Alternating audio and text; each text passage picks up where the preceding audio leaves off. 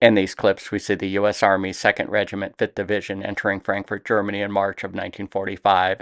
By fall of 1944, the Allied war against Germany was progressing well. The Germans were driven out of most of France and Italy, as seen on this map showing Reich-occupied territories as of September 30th, 1944. To accelerate this progress even further, the Allies hatched a plan to use the conscripted, slave, or POW laborers working in Frankfurt to sabotage their factories and work sites. This plan is codenamed Operation Braddock II. 36 8th Air Force B-17 bombers dropped 304 Braddock bombs on Frankfurt, Germany on September 25, 1944. Each of these bombs contained 780 small pocket-sized incendiaries.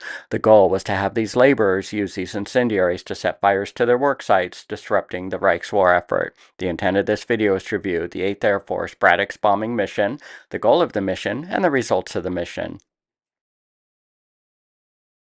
By January 1944, there were 6.4 million conscripted foreign and 2.2 million POW workers in Germany, as discussed on this page from a 1945 Labor Office document on Germany's foreign workers program.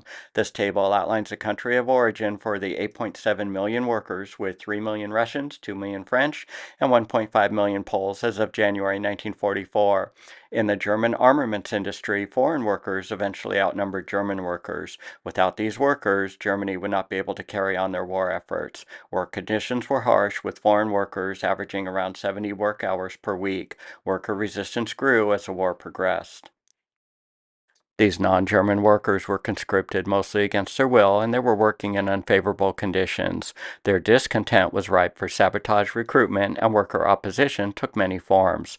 Post-Operation Overlord, Allied propaganda efforts shifted, as discussed in this 1945 USAAF Historical Studies document on special operations in the European theater. The propaganda focus was on these three efforts. 1. Enticing the 8.7 million foreign workers to conduct workplace sabotage. 2. Show the German public the futility of the war effort. And 3. Getting the German soldiers to surrender. Because of this shift, most of the leaflets dropped were printed in German. Operation Braddock was implemented to provide these workers incendiary devices to conduct sabotage. There was a concern regarding the operation, as discussed on this page from a Daily Mail article on British clandestine operations in World War II. The Germans may retaliate on the civilian populations, like seen during the Operation Anthropoid mission. Many innocent foreign workers may be killed. This may also be interpreted as the Allies using oppressed workers to do the fighting for them. There was also fear children may find and set off these devices. This map shows the boundaries of pre-war Germany proper, with Frankfurt located here. This map shows Reich-occupied territories as of September 30th, 1944, from a 1945 World War II atlas. Frankfurt is located here. It would not be liberated for another 7 months on March 29, 1945. This map shows the features within the city and its urban industrial core here, the bomber's target zone. The Braddock mission to Frankfurt is described on this page from a September 1944 401st Bombardment Group operational report. The daylight mission occurred on September 25, 1944.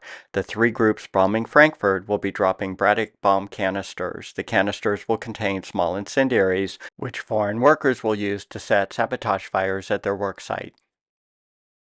These articles show images of the incendiary device. A liquid flammable gel is encased in a celluloid container 6 inches by 4 inches. It's small enough to be concealed in a pocket. It's time delay activated by the user crushing a copper tube in the device. The incendiary medium will burn for 4 minutes at temperatures of 3,600 degrees Fahrenheit.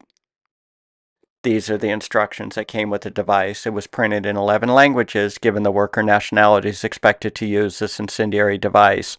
This is a silent device which can injure the Reich. Remove the tape, exposing a metal strip. Squeeze the device between the red bands to crush a copper tube.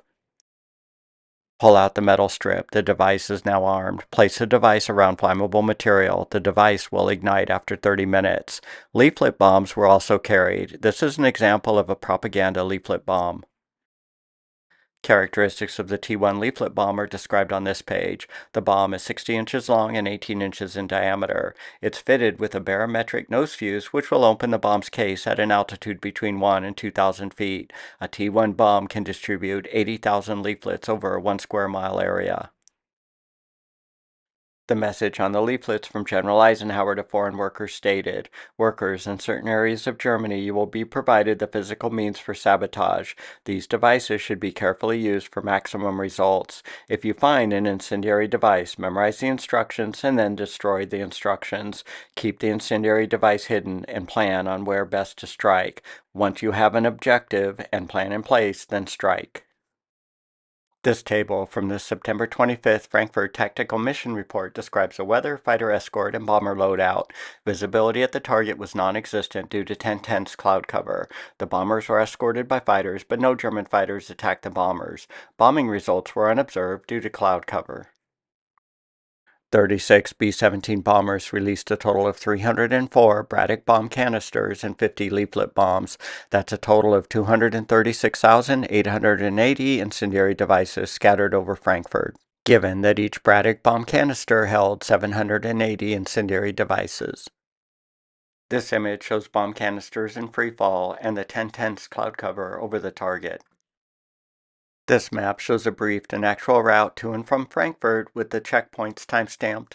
The Braddock and leaflet canisters were released around 10:45 a.m. at an altitude between 24,900 and 27,200 feet. All targets were radar sighted by the group's 4 Pathfinders and released their bombs when the Pathfinder released its bombs. Bombing results were unobserved. This table provides combat bombing data for the 613th Squadron flying in the high box. Need to pull on a thread here. Does the squadron's bomber patch drawing style seem familiar? This was drawn by Walt Disney. The punching bomb icon represents the squadron's determination to always punch. This is a patch you would see on the crew's bomber jacket.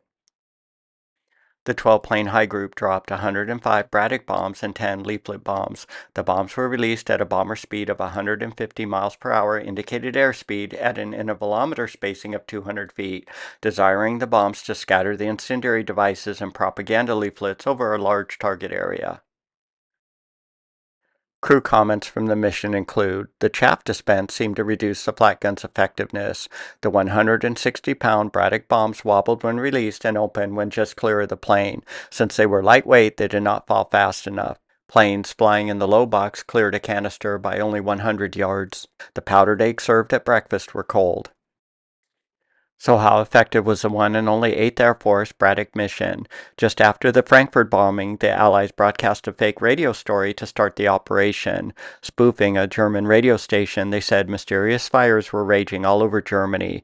They were taking a tactic out of a propaganda handbook. They were building a big lie out of a small amount of truth. Some of the incendiary devices were used as intended. Foreign workers and POWs started fires at barracks, communications, and railway stations. The operation's full potential was not realized, though. The largest impact, though, seems to be having the German secret police forces committing large resources in confiscating the devices and chasing phantom saboteurs, in addition to creating anxiety and reducing morale.